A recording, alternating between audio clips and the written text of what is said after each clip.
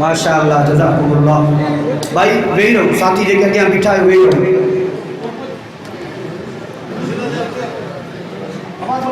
माशाअल्लाह मेज़बान मोहतरम जनाब सिकंदर साहब पंहिंजे मेहमान मोहतरम हज़रत मौलाना अहमद जमशेद खान साहब खे अजरब जो तोहफ़ो पेश करे रहिया आहिनि।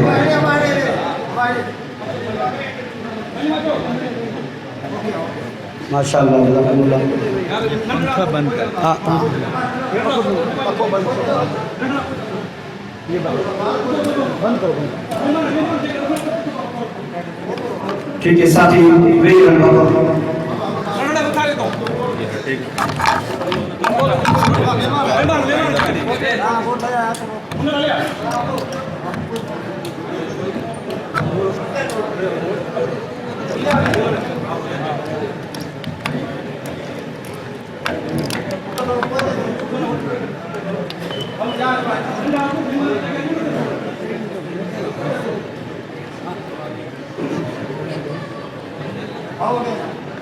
अब साथी मेहमान की जगह थोड़ा कोई थी भाईजान मेहमान आए मेहरबानी जज़ाकुमुल्लाह। अल्लाह तुम्हारी इज्जत में इजाफा अता फरमाए। सारे साथी मेहमानों को जगह दे जज़ाकुमुल्लाह। अब थोड़ा कोई थी नंढा नंढा की उतार से अब तो उठ मेहरबानी करे उठी जज़ाकुमुल्लाह। अब नंढा बाहर कोई थी वने मेहरबानी करे वनन की जगह दे। मेहमान आए जज़ाकुमुल्लाह परे का आयल मेहमान उनकी जगह दी। मजलिस में मेहमान की इज्जत रिबो तो अल्लाह उनकी इज्जत में इजाफा अता फरमाए। जज़ाकुमुल्लाह अहसन जज़ा। सब साथी खामोशी अख्तियार करो। अभी इंशाअल्लाह हमारे इस महफिल के मेहमान खुसूसी खतीब पाकिस्तान कादी शिर्क व बिदात फख्र एशिया हज़रत मौलाना अहमद जमशेद साहब का बयान होगा। सारे साथी खामोशी अख्तियार करें, जो सामने खड़े वो बैठ जाए। अभी मैं दावत खिताब दे रहा हूँ हज़रत मौलाना अहमद जमशेद खान साहब। नारे तकबीर, ताजदारे खत्मे नबूवत, नारे तकबीर।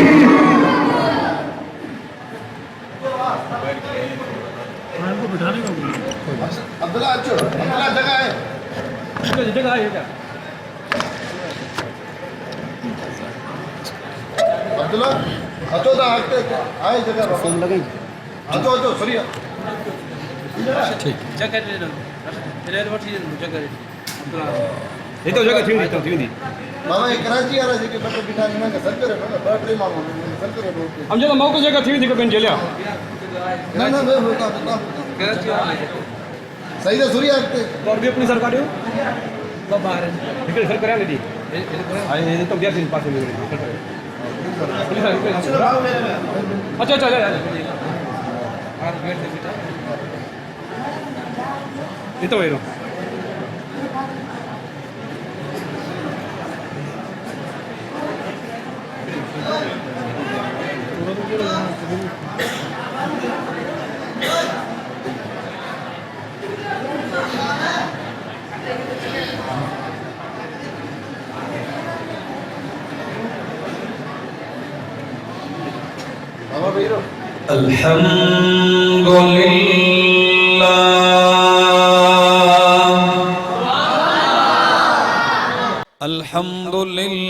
अल्हम्दुलिल्लाहिल अलीय्यिल कबीर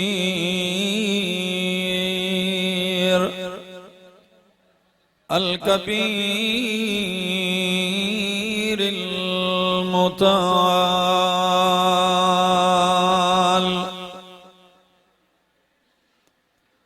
अल्हम्दुलिल्लाह قدر خيرا وخبال والشكر لمن صور حسنا وجمال فرد صمد عن صفة الخلق بريء أزلي سرمدي خلق الخلق كمال. ثم نشهد أن لا إله إلا الله وحده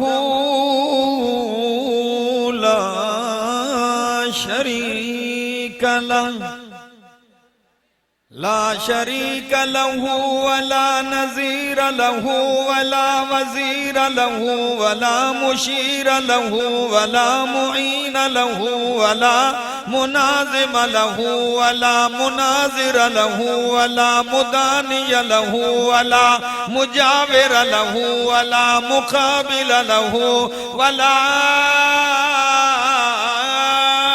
ضد ند جد جد جهد لا ولا مثل مثال مثيل مماثل له. ونشهد أن سيدنا ومؤيدنا مخدومنا منظومنا معصومنا مقسومنا مقصودنا جميلنا وأجملنا منيرنا وأنورنا ولينا وأولانا تقينا وأتقانا زكينا وأزكانا وأعلانا أجلانا أبهانا أتقانا أزكانا أنور أجدر أكبر أظهر أطهرنا محمدا عبده ورسوله. أما بعد فأعوذ بالله من الشيطان الرجيم. بسم الله الرحمن الرحيم. إن الله يأمر بالعدل والإحسان وإيتاء ذي القربى وينهى عن الفحشاء والمنكر والبغي يعظكم لعلكم تذكرون. سبحان ربك رب العزة عما يصفون وسلام على المرسلين والحمد لله رب العالمين.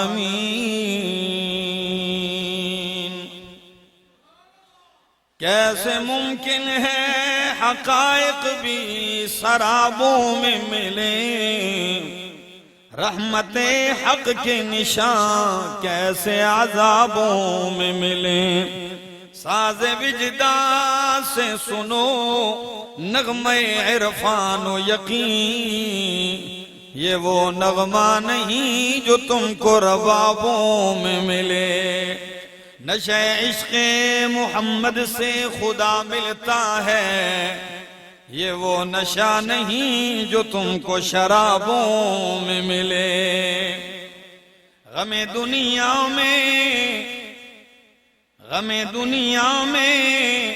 गमे दीन भी शामिल कर लो, ताकि दीदार और रज़ा तुमको सवाबों में मिले।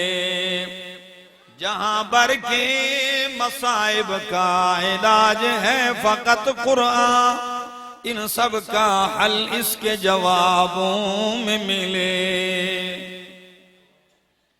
इंतहाई काबिल इज्जत काबिल एहतराम ज़ी क़दर उलमाए किराम और सूबा सिंध के इस इलाके लाड़काना जिला की तहसील मीरो खान और फिर इस गांव नोठारों में गिरदो नवाह से दूर दराज से आए हुए मेरे मुअज़्ज़ज़ मुकर्रम दोस्तों, अस्सलामु अलैकुम। आज एक दफा फिर मुलाकात का मौका और शरफ नसीब हुआ। तकरीबन 1 साल गुजरने को है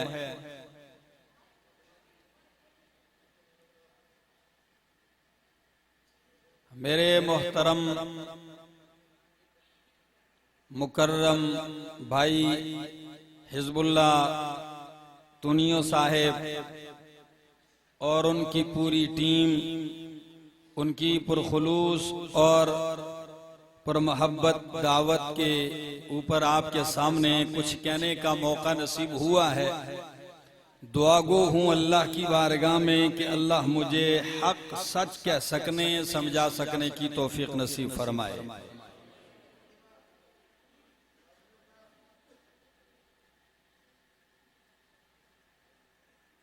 आप लोगों की तवज्जो का तलबगार रहूंगा और ये एहसास है कि आपका ये तवील प्रोग्राम असर से शुरू है और अभी इशा के बाद का वक्त है। मैं कुरान और सुन्नत की रोशनी में ये अपना जितना वक्त का सफर है आपके साथ तय करूंगा, इसमें आप मेरा साथ देंगे और आप लोगों से मेरी एक ही इल्तिजा होगी, एक ही चीज का मुतालबा होगा कि मेरी बात, मेरी गुफ्तगू के लिए अपने बर्तन दिल वाले सीधे कर लीजिए, ताकि जब कुरान और सुन्नत की बारिश बरसे तो कुछ मोती उसमें पड़ जाएं, कुछ हीरे उसमें पड़ जाएं। अगर बर्तन उल्टा हो, बारिश सारी रात बरसती रहे, बीच में कुछ नहीं पड़ता, और अगर बर्तन सीधा हो तो एक एक कतरा पड़ते पड़ते वो भर भी जाता है। दोस्तों, मैंने आपके सामने कुरान मुकद्दस 14वां पारा सूरह नहल की आयत नंबर 90 तिलावत की है।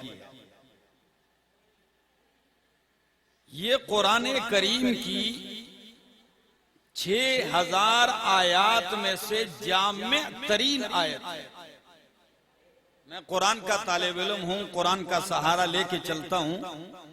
कुरान करीम की बाज आयात की अलग अलग खुसूसियात हैं। ये बच्चे ऊपर जो बोल रहे हैं, कोई बड़ा आदमी इनको खामोश कर दे।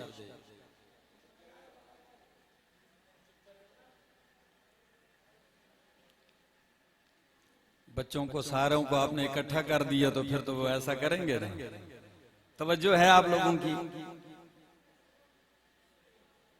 कुरान मुकद्दस की बाज आयात और बाज सूरतों की अलग अलग नुमाया शान, फजीलत और खासियात। उन अहम तरीन आयात में से एक आयत सूरह नहल 14वां पारा आयत नंबर 90 की। आपको एक अजीब बात बताऊं इस आयत के मुताल्लिक, फिर अपनी बात शुरू करता हूं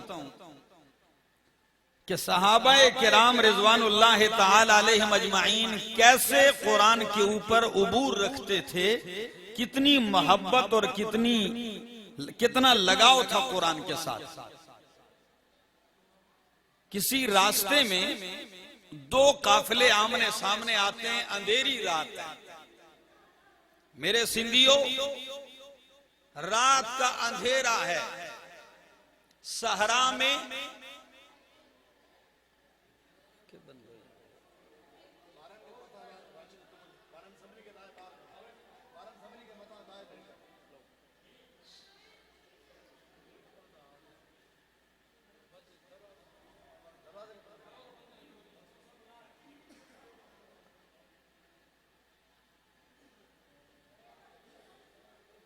दो काफिले ठहरते हैं सहरा में। एक काफिले में हजरत फारूक आजम रजी अल्लाह ताला अन्हु है, दूसरे काफिले में हजरत अब्दुल्ला इब्ने मसूद रजी अल्लाह ताला अन्हु है। अब फारूक आजम रजी अल्लाह ताला अन्हु मालूम करना चाहते हैं तो अपने शागिर्द से कहते हैं, ये सामने का काफिला कहां से आया है, इनसे कुछ सवालात तो करो। कहने लगे हम तो मुसलमान हैं। तो ने कहा अगर मुसलमान हैं तो फिर कुरान भी जानना जरूरी है। तो आप उठिए, ऐलान कीजिए, अय्यो आयतिन फिल कुरआन अजमाओ, ओ काफिले वालों, हजरत उमर का शागिर्द सवाल पूछता है, अय्यु आयतिन अजमाउ फिल कुरआन, कि कुरआन में सबसे जामे तरीन आयत कौन सी है? सवाल पूछा, सन्नाटा छा गया। उस काफिले में भी कुरान के मुफस्सिर हजरत अब्दुल्ला इब्ने मसूद बैठे हैं। वो अपने शागिर्द से कहते हैं, कुम फअजिब, उठ और जवाब दे कि कुरान के अंदर सबसे जामे तरीन आयत सूरह नहल की है कौन सी? इन्नल्लाह यअमुरु बिल अदल वल इहसान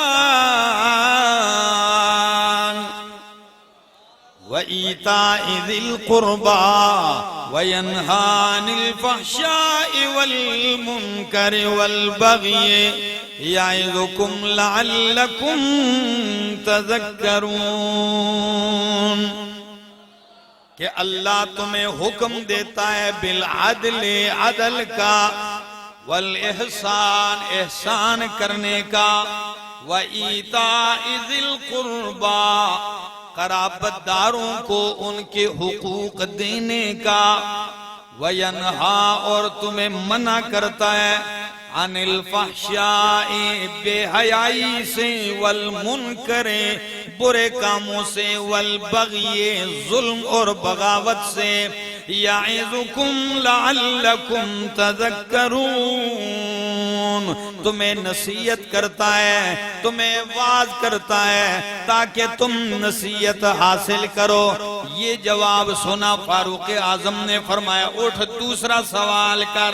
अय्यु आयतिन आज़म फिल कुरआन, कि कुरआन में सबसे ज्यादा अजमत वाली कौन सी आयत है?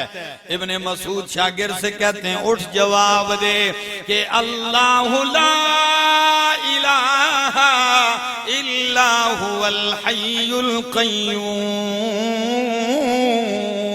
ला तअख़ुज़ुहु सिनतुन वला नौम। आयतुल कुर्सी पढ़ी के सबसे ज्यादा अजमत वाली आयत आयतुल कुर्सी है। फारूक आजम कहते हैं, उठ तीसरा सवाल कर। अय्यु आयतिन अख़वफ़ु फी किताबिल्लाह, कि कुरान में सबसे ज्यादा डराने वाली आयत कौन सी है? इब्ने मसूद शागिर्द से कहते हैं, उठ जवाब दे कि सबसे ज्यादा डराने वाली आयत ये है, वत्तकू यौमन तुरजऊन फीहि इलल्लाह, डरो उस दिन से, तुरजऊन फीहि इलल्लाह, जिस दिन तुम अल्लाह की तरफ लौट कर जाओगे। ये दिन बड़ा डराने वाला है। अल्लाह की कसम, मेरे महबूब पैगंबर ने फरमाया, यूं मेरे सामने वो मंजर गोया के जब लोग कब्रों से उठेंगे, सरों से मट्टियां झाड़ते हुए निकलेंगे कब्रों से, गरोह दर गरोह जाएंगे। एक गरोह वो होगा जो पैदल जा रहा होगा, एक गिरोह वो होगा जो मैदान महशर की तरफ सवारियों के ऊपर जा रहा होगा। उनके इस्तकबाल में सवारियां आई होंगी। और एक गिरोह वो होगा कि जो उल्टे मुंह आसमान की तरफ, पांव चेहरा जमीन की तरफ होगा, चेहरों के बल चलता हुआ जाएगा। ये आयत जब पढ़ी, फारूक आजम ने शागिर्द से कहा, उठ चौथा सवाल इनसे पूछ कि अय्यु आयतिन अर्जा फिल कुरआन, कुरान में सबसे ज्यादा पुरउम्मीद आयत कौन सी है, जो बड़े बड़े मायूस कुन लोगों को, मायूस लोगों को भी उम्मीद दिला दे। उम्मीद दिलाने वाली आयत कौन सी है? इब्ने मसूद अपने शागिर्द से कहते हैं, उठ जवाब दे। कुरान की सबसे ज्यादा उम्मीद दिलाने वाली आयत ये है, ला तक तक़नतू मिर रहमतिल्लाह, ला तक़नतू मिर रहमतिल्लाह, अल्लाह की रहमत से ना उम्मीद ना हो। अगर तुम्हारे गुनाह ज्यादा हैं तो रब की मग़फ़िरत और रहमत का भी कोई किनारा नहीं है। अल्लाहु अकबर कबीरा। ये सवाल और जवाब जब हो गए तो हजरत उमर कहते हैं अब छठा सवाल ये पूछ कि हाल फीकुम इब्नु मसऊदिन, क्या तुम्हारे अंदर अब्दुल्लाह इब्न मसूद तो नहीं है कहीं?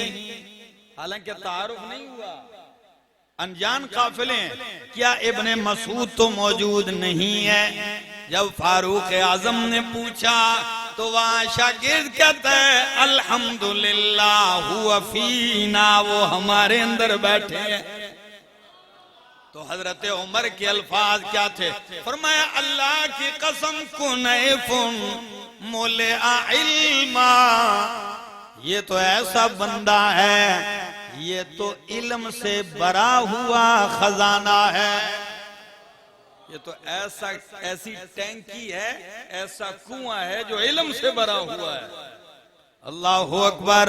तो मैं बात शुरू कर रहा था कि कुरान की सबसे ज्यादा जामे तरीन आयत 14वां पारा, सूरत का नाम सूरतुन नहल, आयत 90 है। जामे का मतलब ये है, यूं समझ लीजिए सिंध वालों कि एक आयत में अल्लाह ने पूरा दीन जमा करके रख दिया है। इंशाअल्लाह जब मैं खोलूंगा ना इसको तो आप कहेंगे पता नहीं आया, मौजू तो हमारा था अजमत वालिदैन और ये इन्होंने आयत कौन सी पढ़ दी। मैं इंशाअल्लाह खोलूंगा तो कोई गोशा नहीं खाली रहेगा इंशाअल्लाह। फरमाया इन्नल्लाह यअमुरु बिल अदले, कायनात वालों आयत का शान नुज़ूल भी सुना दूं ताकि और लुत्फ दोबाला हो जाए। हजरत उस्मान इब्ने मज़ऊन रजी अल्लाह तआला अन्हु फरमाते हैं मैं ईमान नहीं लाया था लेकिन नबी करीम की मजलिस में आया जाया करता था। एक दिन अल्लाह के महबूब पैगंबर एक मजलिस में बैठे हुए हैं घर के बाहर, मैं करीब से गुजरने लगा तो यूं देख के मुझे कहा कि ओ उस्मान इब्ने मज़ऊन, क्या हमारे मजलिस में बैठना पसंद नहीं करेगा? ऐसे ही गुजर के जा रहे हो, ऐसे यहाँ बैठिए ना। तो इब्ने हजरत उस्मान इब्ने मज़ऊन कहने लगे मैं बैठ गया, आपके सामने बैठा, नबी करीम अलैहिस्सलाम का चेहरा मेरे चेहरे की तरफ है। बस चंद लम्हे गुजरने की देर थी कि नबी अलैहिस्सलाम का चेहरा अनवर ऊपर उठने लगा। अल्लाहु अकबर। यूं चेहरा मुकद्दस आसमान की तरफ उठने लगा। मैं आपके चेहरे मुकद्दस को तक रहा हूं, देख रहा हूं। ऊपर जाते जाते आपकी निगाहें फिर ऊपर से एकदम नीचे की तरफ आना शुरू होती हैं। आते आते मेरे करीब एक खाली जगह है, उस जगह आपकी नजरें टिक गईं। जो ही नजर वहां टिकी, नबी अलैहिस्सलाम अपनी नशिस्त से उठकर वहां चले गए। मैं देख रहा हूं कि ये अजीब सी हालत, अजीब कैफियत। आप वहां चले गए और उधर बैठ गए। मुझे नजर कुछ नहीं आता, लेकिन नबी अलैहिस्सलाम सर मुबारक क्यों हिला रहे हैं जैसे कोई बंदा समझा रहा हो और आप पूछ रहे हो, कोई कह रहा हो आप सुन रहे हो, समझ रहे हो। ये गुफ्तगू का सिलसिला जारी है। फिर आप यूं तकते तकते निगाहें ऊपर उठती हैं। जब आप उठ के दोबारा अपनी मजलिस में आए, आपके जबीने अत्थर पे पसीना आया हुआ है। मैंने पूछा कि आज तो नजारा मैंने देखा, ये नजारा तो मैंने पहले कभी नहीं देखा, क्या माजरा है? फरमाया उस्मान आज मेरे पास रब का फरिश्ता जिब्रील आया था। कौन आया था? जिब्राईल अमीन आया था। मैंने कहा जी कुछ बता के गया है? कहने लगे हाँ बताया है। मैंने पूछा क्या बताया? फरमाया कुरान की ये आयत लेके आए, इन्नल्लाह यअमुरु बिल अदल वल इहसान व ईताइ दिल कुर्बा व यनहा अनिल फहशाइ वल मुनकर वल बगी यइज़ुकुम लअल्लकुम तज़क्करून। अल्लाह, इतनी शान अजमत वाली आयत है। मैं लफ्जी तर्जमा करता हूं और फिर इसकी तफसीर शुरू करने लगा हूं। इन्नल्लाह यअमुरु बिल अदल, पहला हुक्म, अल्लाह तुम्हें अदल का हुक्म देता है। किसका? अदल तो जानते हैं ना, इंसाफ भी आप जानते हैं, जो ढूंढने से भी नहीं मिलता, नापैद हो चुका है। अदल इंसाफ हम ढूंढ रहे हैं, कई लोग बेचारे ढूंढ रहे हैं, कई अदालत में ढूंढ रहे हैं, कई पार्लियामेंट में ढूंढ रहे हैं, कई जाके थाने कचहरी में अदल ढूंढ रहे हैं, लेकिन कहीं कोई सादतमंद ही होगा जिसको अदल मिल जाए। इन्नल्लाह यअमुरु बिल अदल, अल्लाह अदल का हुक्म देता है। नंबर 2 वल इहसान, अल्लाह नेकी एहसान करने का हुक्म देता है। 2 नंबर 3 व ईताइ दिल कुर्बा, अल्लाह कराबतदारों को, रिश्तेदारों को उनके हुकूक देने का हुक्म देता है। 3 हुक्म है और 3 चीजों से अल्लाह मना करते हैं। वयन्हा अनिल फहशा, अल्लाह तुम्हें बेहयाई से मना करते हैं। वल मुनकरे, सारे बुरे कामों से मना करते हैं। वल बग़ये, जुल्म से, ज्यादती से, बगावत से मना करते हैं। याइज़ुकुम, अल्लाह तुम्हें वाज करते हैं। लअल्लकुम तज़क्करून, ताकि तुम नसीहत हासिल कर लो। आओ, कुरान मुकद्दस की तफसीर के 4 दर्जे होते हैं। अवाम अगर ना भी समझे इस बात को, समझ जाएंगे इंशाअल्लाह। मैं ऐसे अंदाज में समझाऊंगा कि आप समझ जाएंगे, लेकिन उलमा मेरी बात से लुत्फ अंदोज होंगे। कुरान की तफसीर के 4 दर्जे हैं। कितने दर्जे? तफसीरुल कुरान बिल कुरान, सबसे पहले हम कुरान की तफसीर कुरान ही से करते हैं, ये पहला दर्जा है। सब अब कुरान की तफसीर कुरान से कैसे? यानी कुरान एक जगह मुख्तसर हुक्म देता है तो दूसरे मकाम पे उसकी खुद ही तफसील कर देता है। एक जगह इजमाल होता है तो दूसरे मकाम पे उसे खुल के उसकी वजाहत कर देता है कुरान। दूसरा दर्जा तफसीरुल कुरान बिल हदीस, के कुरान की तफसीर हदीस से, इसलिए कि कुरान के पहले मुफस्सिर खुद इमामुल अंबिया है सल्लल्लाहु अलैहि वसल्लम। कितने हो गए? 2 दर्जे। तीसरा दर्जा तफसीरुल कुरान बे अक़वाल सहाबा, कि हम कुरान की तफसीर नबी के सहाबा के अक़वाल से करते हैं। और चौथा दर्जा तफसीरुल कुरान बे अक़वाल ताबिईन, हम कुरान की तफसीर सहाबा को देखने वाले, सहाबा से सीखने वाले ताबीन के अक़वाल से करते हैं। तो मैं कुरान की इस आयत की तफसील पहले दर्जे खुद रब के कुरान से करता हूँ। कुरान क्या कहता है?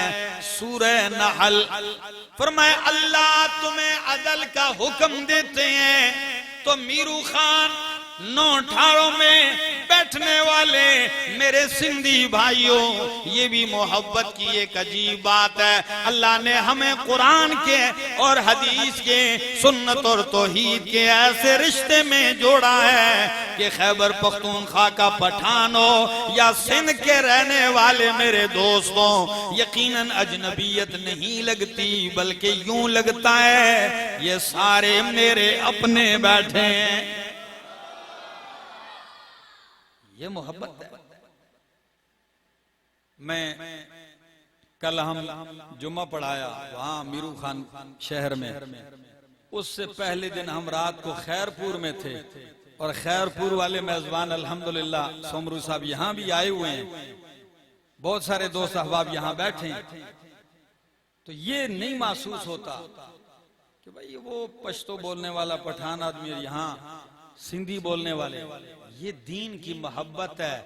दीन की मोहब्बत और तौहीद का ऐसा रिश्ता है कि यहाँ कौमियत नहीं चलती, यहाँ फिर रब का दीन ही चलता है,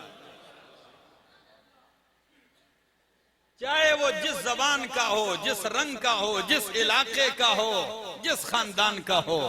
अल्लाह, तो मैं बात कर रहा था कि आइए अल्लाह तुम्हें अदल करने का हुक्म देता है, मैं तफसील करने लगा हूं। यही सूरत है, सूरत बनी इसराइल, सूरह नहल से एक सूरत बाद, बस चंद सफ़े आप उल्टेंगे तो आपको इस आयत की तफसीर मिलेगी। आयत नंबर है 23, 20, 3, 23। कुरान कहता है वक़ज़ा रब्बुका अल्ला ताबुदू इल्ला इय्या। वक़ज़ा, तेरे रब ने फैसला किया, वक़ज़ा तेरे रब ने हुक्म किया, वक़ज़ा तेरे रब ने अमर किया। क्या फैसला किया है?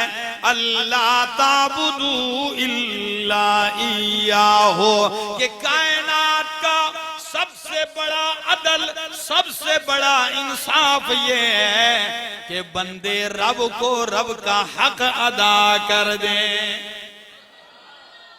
ये सबसे बड़ा इंसाफ है। लोग कहते हैं ना फलां को हुकूक मिलने चाहिए, फलां को हुकूक मिलने चाहिए, खवातीन को हुकूक मिलने चाहिए। यहाँ इस मुल्क में सब लोगों के हुकूक का मुतालबा हो रहा है, उसके लिए तंजीम है, लेकिन ऐसी भी कोई तंजीम है जिसने कहा हो भाई जिस मालिक ने पैदा किया है उसका भी कोई हक है? आइए, रब का हक क्या है? क़ज़ा रब्बुका, तेरे रब ने फैसला किया है, वो क्या है? अल्लाह ताबुदू इल्ला इय्याहु, कि तुम इबादत ना करो, बंदगी ना करो, इल्ला इय्याहु, मगर उसी की बंदगी करो। बंदगी किसकी करनी है? इबादत किसकी करनी है? अल्लाह ही की करनी है। रब की बंदगी में रब का कोई शरीक नहीं है। सर रब के सामने झुकना चाहिए। किसके सामने? जिस रब ने पैदा किया है उसी के सामने सजदा रेज़ियां होनी चाहिए। रब के सिवा किसी के सामने सर नहीं झुकाना चाहिए। हाँ, मांगना है तो किससे मांगना है? अल्लाह ही से मांगना है। कुरान कहता है या अय्युहन्नासु उबुदू रब्बकुमुल्लज़ी खलक़कुम, ओ लोगो उस रब की बंदगी करो जिसने तुम्हें पैदा किया है। जब पैदा करने वाला वो है तो बंदगी के लायक भी वही है। और फातिहा में आप खड़े होके क्या कहते हैं? इय्याका नअबुदु व इय्याका नस्तईन। अल्लाह, टिश्यू है?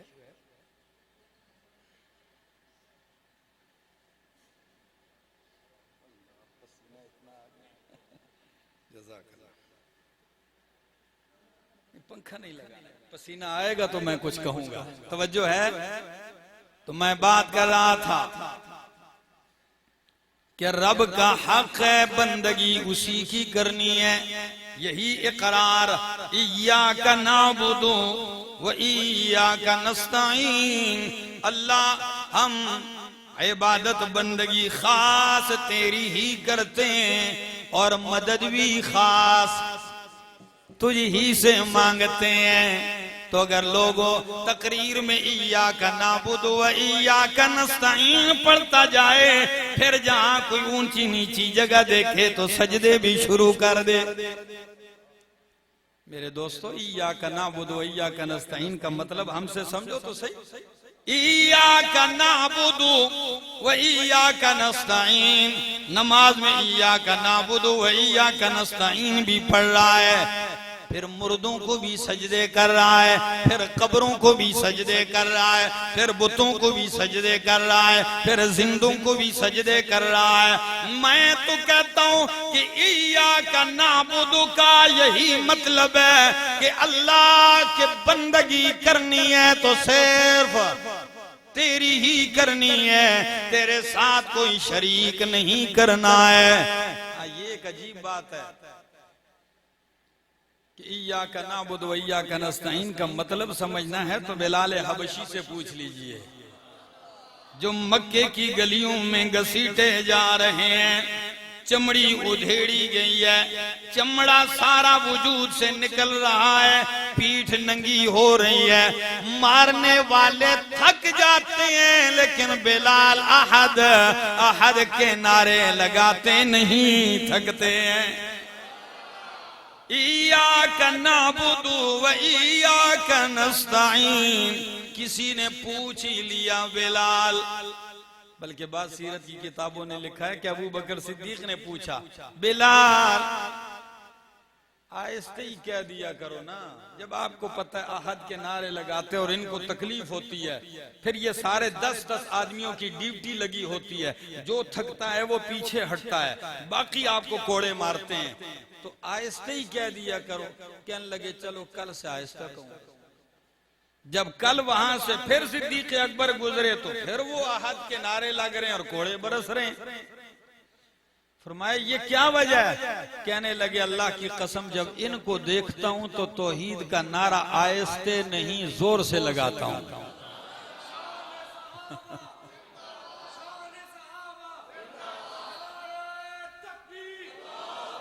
इन्हें देखता हूं तो फिर निकलता है, नारा जुबान से पे आ ही जाता है। फरमाया फिर ये तकलीफ कैसे बर्दाश्त कर लेते हो? सीने पे पत्थर हैं, क्या है, और जून जुलाई की गर्मी है, अरब की तपती हुई रेत है, सूरज के सामने है, फिर कैसे बर्दाश्त कर लेते हो? तकलीफ नहीं होती क्या? कहने लगे तकलीफ तो होती है, लेकिन जब ये मारते हैं मैं अहद का नारा लगाता हूं, अल्लाह मेरी तकलीफ को लज्जत और राहत में बदल देते हैं। क्या बात! किसी शायर ने क्या ही खूब कहा कि तलखी अय्याम को, अय्याम की तलखी को भी तू हंस के पी जाए नासिर, के दर्द को सहने में भी कुदरत ने मजा रखा है। वो हर दर्द नहीं, वो यही दर्द था। हाँ, मत क्या आप वो दूसरा दर्द समझ लें, वो यही दर्द था कि मारने वाला थकता है, लेकिन अहद के नारे तो कज़ा रब्बुका अल्लाह ताबुदू इल्ला इय्याहू, रब ही की इबादत करनी है। ये पहला अदब। नंबर 2, कुरान कहता है वबिल वालिदैनि इहसाना। सूरह नहल की आयत में पहला इन्नल्लाह यअमुरु बिल अदलि वल एहसान, दूसरे नंबर पे एहसान, तो यहाँ एहसान का माना करने लगा हूं। फरमाया वबिल वालिदैनि इहसाना, अगर तूने एहसान ही करना है, नेकी करनी है, तो तेरी नेकी और एहसान का सबसे पहला मुस्तहिक तेरा वालिद है। तेरी माँ है, तेरा बाप है। व बिल वालिदैने एहसाना, एहसान ही करना है तो वालिदैन पे एहसान कीजिए, उनके साथ नेकी कीजिए। ये नहीं कि अगर बाप बूढ़ा है तो फिर कीजिए, जवान हो तो नहीं। कुरान कहता है इम्मा यबलुगन्ना इंदकल किबरा, अगर माँ बाप में से कोई एक बुढ़ापे को पहुंच जाए, अहदुहुमा औ किलाहुमा, एक या दोनों, बाप बूढ़ा हो गया या माँ बूढ़ी हो गई, फरमाया फला तकुल लहुमा उफ़्फ़िन, बाकी बातें तो छोड़िए, फला तकुल लहुमा उफ़्फ़िन, उफ तक भी नहीं कहना। सिंधी जबान में उफ का माना तो मुझे नहीं आता, लेकिन हमारे यहाँ इसको हम अपने मुहावरे में यूं कहते हैं कि माँ बाप अगर ऐसी बात कर भी दे तो हूं तक भी ना कहो। जिस तरह बच्चा जब जवानी चढ़ता है, माँ बाप कुछ कहते हैं हूं करता है ना गुस्से में आके, तो हूं भी नहीं करनी। फला तकुल लहुमा उफ़्फ़िन वला तनहरहुमा, माँ बाप को झिड़कना भी नहीं है। कभी ख्याल किया है व बिल वालिदैनि इहसाना, वालिदैन के साथ एहसान कीजिए। एक दिन ऐसा था, कुरान ने आपको एहसान याद भी ऐसे दिलाया है, फरमाया वख्फिज़ लहुमा जनाहज़्ज़ुल्लि मिनर रहमा, तुम माँ बाप के सामने प्यार मोहब्बत और शफकत के बाजू झुकाए रख, सीना नहीं निकाल। उनके सामने प्यार, नरमी, रहमदिली, शफकत की वजह से अपने बाजू उनके सामने झुकाए रख। और जब खलवतों में हो तो उनके लिए दुआएं किया कर। रब का हुक्म है कि अपने वालिदैन के लिए क्या किया कर, कैसे दुआ करनी है, जरा सुनिए। कुरान कहता है वक़ुल रब्बिरहमहुमा कमा रब्बयानी सगीरा, दुआ कर ए मेरे रब्बा इरहमहुमा, तू मेरे माँ बाप के ऊपर मेहरबानियां फरमा, कमा रब्बयानी सगीरा, जिस तरह माँ बाप दोनों ने मेरी तरबियत की। सगीरा, जब मैं छोटा था कभी ख्याल किया है, बच्चा पैदा हुआ गोश्त का एक लोथड़ा ही तो होता है जी, कमजोर सा, तो माँ की झोली में आता है। फिर बाप को पता चलता है, दाई अम्मा कहती है मुबारक हो आपको, अल्लाह ने बेटा दिया है, बेटी दी है।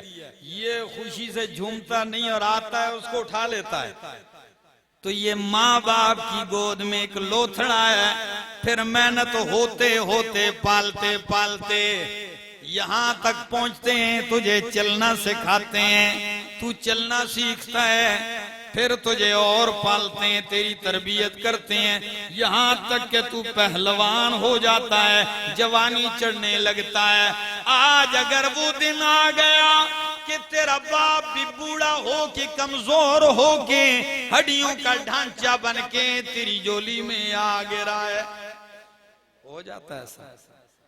कईयों के वालिदैन ऐसे होंगे जो इस वक्त बिल्कुल कमजोर कमजोर होंगे और हड्डियों का बस वजन भी कम हो जाता है, सिर्फ चमड़ी बाकी रह जाती। ऐसे कमजोर हो के अगर वो तेरे ही आसरे पे आ गिरे हैं तो तू उन्हें जोर ना दिखा, बल्कि उनके सामने अपने बाजू झुकाए रख। पता है हजरत अबू हुरैरा रज़ी अल्लाह तआला अन्हु तो कभी कभी यूं भी कहा करते, जब भी कहते कि घर से निकलते तो वालिदा के कमरे में आते, वालिदा को सलाम कहते, फिर एहतराम में क्या कहते, अम्मा मैं अपना रुखसार जमीन पे रखता हूं, तू अपना पांव मेरे रुखसार पे रख, फिर भी तेरा हक अदा नहीं होता। इतना एहतराम, इतनी अजमत। कुरान की मैंने सिर्फ 2 आयतें पढ़ी, सूरह बकरा, सूरह निसा, आयत नंबर 36। कुरान ने जहां अपना हक जिक्र किया अपनी इबादत के बाद, अगर हक जिक्र किया तो वो माँ बाप का जिक्र किया। लेकिन जितना दौर चला गया है हमारे इस मुआशरे में, हमने माँ बाप के लिए साल में 1 दिन रखा होता है। कहते हैं जी ये योम वालिदैन है, और मेरी जान योम वालिदैन 1 दिन नहीं है साल में। मैं कहता हूं वालिदैन का हर दिन ही वालिदैन का है, कि बंदा इस साल में 1 दफा उनको याद कर ले योम वालिदैन। जिस माँ बाप ने कभी नहीं भूला, आज वो माँ बाप साल में 1 दिन, और वो भी सिर्फ अखबारात में लगाओ, वो भी सिर्फ फेसबुक पे लगा दो कि हमें वालिदैन से प्यार है। अमल के लिहाज से कोई किसी को माँ बाप की कदर ही ना हो। मैं तेमरगरा KPK का एक इलाका है दीर में, वहां एक बयान किया, तो जहां मेरा बयान था उसके नीचे एक नहर बहती है, एक दरिया है, पहाड़ों से पानी बर्फ पिघल पिघल के बहता है, और बड़े जोबन में वो पानी होता है, कई लोग उसमें गर्क हुए। तो एक लड़का मुझे कहने लगा कि हम इसके किनारे क्रिकेट खेलते हैं, रेत दूर तक। कहते हैं कि यहां हर असर को एक बूढ़ी औरत आती है और मगरिब तक इधर बैठी होती चली जाती है, एक ही जगह है, हर असर को आती है, शाम को चली जाती है। कहने लगा एक दिन मैंने जाके पूछ लिया, अम्मा अरसा गुजर चुका है, मैं भी आपको देखता हूं कि आप एक ही जगह आके किनारे पे बैठ के गमगीन गमगीन और फिर आप चली जाती हैं, ये क्या है? कहने लगी बेटा आज से 40 साल पहले मेरा बेटा इधर डूब के मरा है, मिला नहीं, यहां गर्क हो गया, मिला नहीं है। तो मैंने कहा अम्मा जान 40 साल हो गए तो इधर क्या करने आती? कहती है मैं कहती हूँ शायद उसको पानी बाहर फेंक दे। मुझे अब भी आस लगी है शायद उसे पानी बाहर फेंक दे, इधर ही कहीं पड़ा हो, मुझे मरा हुआ मिल जाए, मिल तो जाए। इतनी मोहब्बत, इतनी गहरी मोहब्बत, और मोहब्बत का अंदाजा लगाइए 40 साल हो गए यूसुफ अलैहिस्सलाम गुम हैं। बेटों ने कहा था अब्बा जान उन्हें शेर भेड़िया खा गया है, लेकिन 40 साल गुजरने के बाद भी क्या कहते हैं याकूब अलैहिस्सलाम? कहते हैं ला तयअसू मिर रऊहिल्लाह, ओ मेरे बेटो ला तयअसू मिर रऊहिल्लाह, अल्लाह की रहमत से मायूस होने की गुंजाइश नहीं है। 40 साल के अरसे को देखता हूं तो दिल कहता है यूसुफ नहीं है, लेकिन जब रब की रहमत की तरफ नजर करता हूं तो दिल कहता है कि तेरी यूसुफ का एक बाल भी जाया नहीं हुआ है। माँ बाप तो ये होते हैं, फिर बंदा उन्हें ताकत दिखाए, उन्हें जोर दिखाए। नबी करीम ने फरमाया अल्लाह की रजा माँ बाप की रजा में है, अल्लाह का गजब और गुस्सा माँ बाप के गजब और गुस्से में है। वबिल वालिदैन इहसाना, लेकिन एक बात यहाँ याद रखिए कि वालिदैन को भी चाहिए कि अपनी औलाद की ऐसी तरबियत करें कि कल आपको शिकवे की जरूरत न पेश आए। हजरत उमर रजी अल्लाह तआला अन्हु के जमाने में एक शख्स आया, कहने लगा जी ये बेटे ने बाप को मारा है। बेटे ने, ऐसे भी लोग होते हैं, मारा है, अदालत में पेश किया जाए। जब उन्हें पेश किया गया जी क्यों मारा है,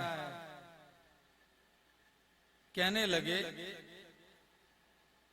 अमीरुल मोमिनीन, आप मेरे बाप से पूछिए कि औलाद के भी कुछ हक होते हैं।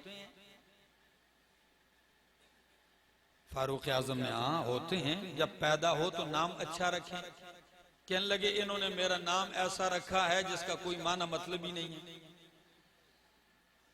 दूसरा हक यह है कि उसकी तरबियत, जब से मैंने होश संभाला बकरियों का रेवड़ मेरे सामने लगा दिया है, मैं बकरियां चरा रहा हूं, और मेरी तरबियत करते हुए बाप ने क्या कहा कि बेटा जब दो बकरियां आपस में लड़ पड़े ना, तो जो तकड़ी हो जोरावर हो उसे मारा करो, उसे मारा करो तो दूसरी की जान बच जाएगी। ये मेरी तरबियत थी। एक दिन घर आया तो अम्मी अबू लड़ रहे थे, जब मैंने देखा तकड़ा कौन है तो अबू तकड़ा था, तो मैंने उसी को रख दिया। ये तरबियत। फारूक आजम ने फरमाया सुन हक़्क़तहु क़ब्ल अन यउक़्क़क, तूने इसके हक तलफी की है इसकी, इससे पहले कि तेरे हुकूक को ये पामाल करे। अपने औलाद की तरबियत भी तो कीजिए, औलाद को कुछ सिखाइए भी तो सही, दीन और दीनदारों को करीब तो कीजिए, उनके करीब, उलमा के करीब तो कीजिए उनको। अगर नहीं करोगे फिर ऐसा ही होगा। और एक बात, औलाद नेक चाहते हो अपनी रोजी भी हलाल कर दो। बंदा ये ना देखे मैं कहां से कमा रहा हूं, हराम कार कमा रहा हूं, हलाल है जैसे आ रहा है वो ला के औलाद को दे रहा है। तो जब हराम से उनकी खून की परवरिश होगी, उनके गोश्त की परवरिश होगी, तो फिर हराम के आसार भी ऐसे ही होते हैं। हाँ, हलाल का अपना असर है। कभी आपने सुना है, बुखारी की बहुत सारे अहादीस की के रावी हैं अब्दुल्ला बिन मुबारक रहमहुल्लाह, मशहूर मुहद्दिस हैं। शज़रातुज़ ज़हब में अल्लामा हम्बली ने लिखा है और इब्नु खल्लिकान ने लिखा है कि अब्दुल्ला बिन मुबारक रहमहुल्लाह मजदूर थे एक अनार के बाग में। अनार का एक बाग था, उसमें मुलाजिम थे, मजदूर थे। मालिक आया एक दिन, कहने लगे मुबारक कोई मीठे मीठे दाने अनार ले आओ ना। तो मुबारक गए, अनार के दो चार दाने तोड़े लाके उनके सामने रख दिए। जब उन्होंने खाया तो बिल्कुल ऐसे तुर्श थे, उठा के उधर फेंक दिए। कहा जाओ यार मीठे लेके आओ। इब्ने मुबारक फिर गए, दो तीन और तोड़ के लाए दूसरे दरख्त से, वो भी खाने के काबिल नहीं तुर्श। तीन दफा जब ऐसा किया, फरमाया मुबारक आपको मीठे कड़वे तुर्श का फर्क पता नहीं लगा अभी तक बाग में? मुबारक कहने लगे जी नहीं लगा। मालिक और हैरान हो गए, कहने लगे आपको मीठे और तुर्श का क्यों पता नहीं चला? कहने लगे इसलिए कि अभी तक मैंने बाग का एक दाना भी नहीं चखा है। इतने बड़े बाग में मैंने कोई दाना नहीं चखा। अच्छा वो क्या वजह, आपने क्यों नहीं चखा? बाग के मुलाजिम है, काम करते इतने जमाने से। कहने लगे इसलिए कि आपने मुझे बाग की खिदमत की इजाजत दी है, चखने की इजाजत नहीं दी। खाने की इजाजत आपने नहीं दी तो मैंने अभी तक नहीं खाया। जब ये जुमले सुने तो बाग के मालिक के दिल में और मोहब्बत और ताजीम आ गई। यार ये बंदा तो इतना पाकदामन है, इतना हलाल खाने वाला है। हमारे मिजाज क्या है? हमारा मिजाज मालूम है। एक दफा मैं बचपन में छोटा सा था, तो ये दाने वाले जो होते हैं मकई के दाने रीढ़ी पे भूने जाते हैं, तो मैं जाके 5 रुपया मैंने उसको दिया रीढ़ी वाले को। मैंने कहा यार गरम गरम दाने मुझे चाहिए मकई के।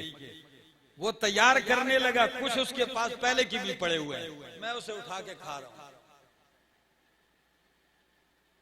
जब तक वो पकेंगे मैं खड़ा खड़ा वो भी खा रहा हूं। मुझे पता नहीं था कि मेरे वालिद से भी दूर खड़े मुझे देख रहे हैं। 5 रुपए के जब दाने तैयार किए मैं वो लेते हुए आ रहा हूं, जब वालिद साहब के करीब से गुजर, एक लगाई मुझे जोर से, ये क्या कर रहा था? ये दाने तो आपको उसने 5 रुपए के, ये देखो थैली में डाल के दिए, ये खड़े जो आप खा रहे थे लिए 5 के और खड़े खड़े 10 के जो खा गया, आपको इजाजत थी? ऐसे आप खाएंगे दूसरे खाएगा तो वो मजदूरी क्या करेगा? मैंने कहा जी अबू जी उसने कुछ भी नहीं कहा, वो नाराज नहीं होता। कहने लगा जब वो नाराज हो गया और आपको 1-2 लगा दी तो फिर आप छोड़ेंगे? वो मजदूरी के लिए। उसके बाद मेरी जिंदगी का ये उसूल है कि मुझे अगर फ्रूट वाला कोई कहता भी चख लो तो मैं उसको कहता हूं भाई खुशी से दे दो, जब मुझे तोल के दो मैं 1 दाना फिर वापस कर दूंगा। दोस्तों तरबियत होनी चाहिए। तो मुबारक से कहा आपने नहीं चखा, कहने लगे नहीं चखा, इजाजत नहीं थी।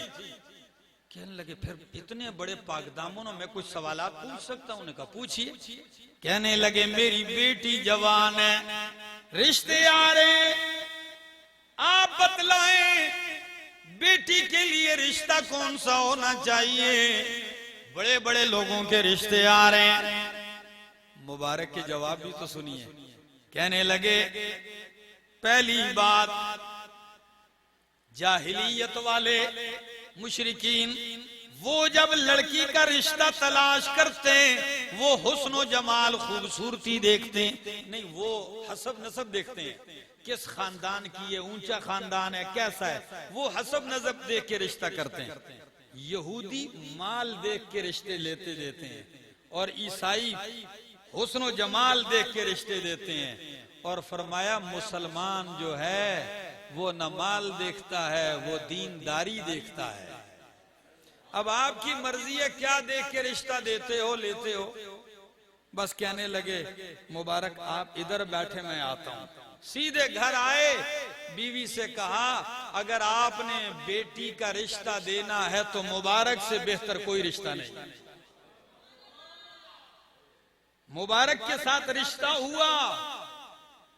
मीरू खान वालों सुन लो फिर मेरे रब की अता देखो।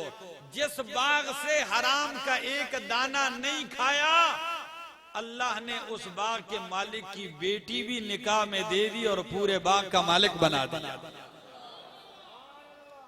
तो जब बाप की ये कमाई और ये हलाल का ख्याल, तो फिर बेटा मुहद्दिस क्यों ना बने, हजारों अहादीस का हाफिज।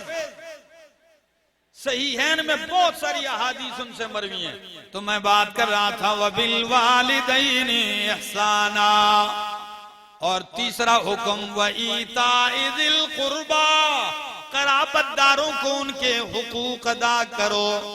इस दौर में सबसे मुश्किल काम यही है। आप जाके फैमिलियों में खानदानों में देख लें कितने झगड़े हैं, कितने इख्तिलाफात हैं।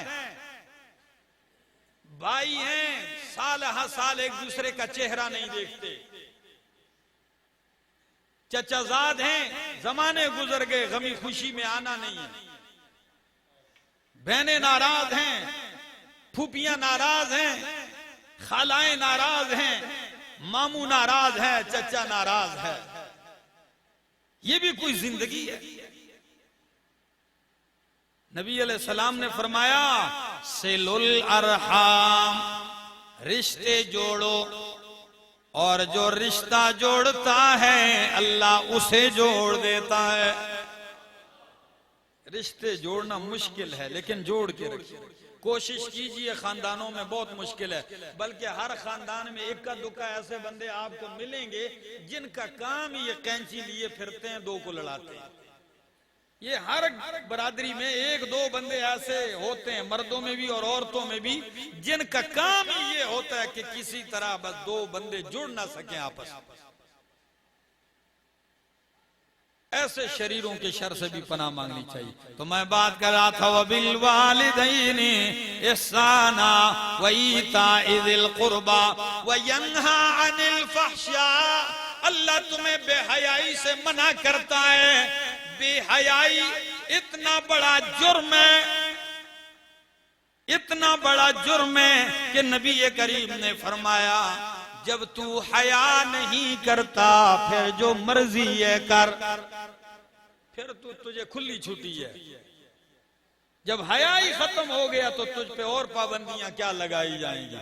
और नबी अलैहिस्सलातु वस्सलाम ने फरमाया अरबउम मिन सुननिल मुरसलीन रवाहु तिर्मिज़ी कि 4 चीजें तमाम नबियों की इत्तिफाकी है, उनमें से एक चीज अल हया, क्या, नंबर 2 अन निकाह, नंबर 3 अत्तअत्तुर, खुशबू लगाना, अतर लगाना, और नंबर 4 अस्सिवा को मिसवाक करना। ये सारे नबियों का इत्तेफाकी अमल है। हया, निकाह और खुशबू लगाना, अतर का इस्तेमाल करना, ये तमाम नबियों का इत्तेफाकी है। और मेरे नबी को तो अतर इतनी पसंद थी कि खुशबू को तो आप बहुत ज्यादा पसंद करते थे, और खुशबू की निस्बत आपसे इतनी हो गई थी कि आपके पसीने से वो खुशबू जाया करती थी जो मुश्को अंबर में भी नहीं होती। सही बुखारी की हदीस है, नबी अलैहिस्सलाम के सहाबा फरमाते हैं कि नबी अलैहिस्सलाम जिस गली से गुजर जाते हम खुशबू से मालूम कर लेते थे कि नबी अलैहिस्सलाम गुजरे हैं। इतना मुअत्तर। मेरे दोस्तों, मैंने बड़ी तफसील से आपके सामने गुफ्तगू की है, दीगर उलमाए किराम के बयानात भी आपने सुने हैं। मैं अपनी बात को यहीं समेटना चाहता हूँ, और अगर जिंदगी ने वफा की मौका मिला फिर आएंगे, गुफ्तगू करेंगे तफसील से। अल्लाह मुझे अमल करने की तौफीक अता फरमाए, और आप लोगों को भी अल्लाह अमल की तौफीक अता फरमाए। अल्लाह हम सबको अपने वालिदैन के लिए आंखों की ठंडक बना दे और उन्हें सुकून और राहत पहुंचाने वाला बनाए। अल्लाह हमारे शर से, दुखों से हमारे वालिदैन को पनाह में रखे, और अल्लाह उनकी दुआओं को हम सब के हक में कबूल फरमाए। आखिर दावाना अनिल हम्दुलिल्लाहि रब्बिल आलमीन।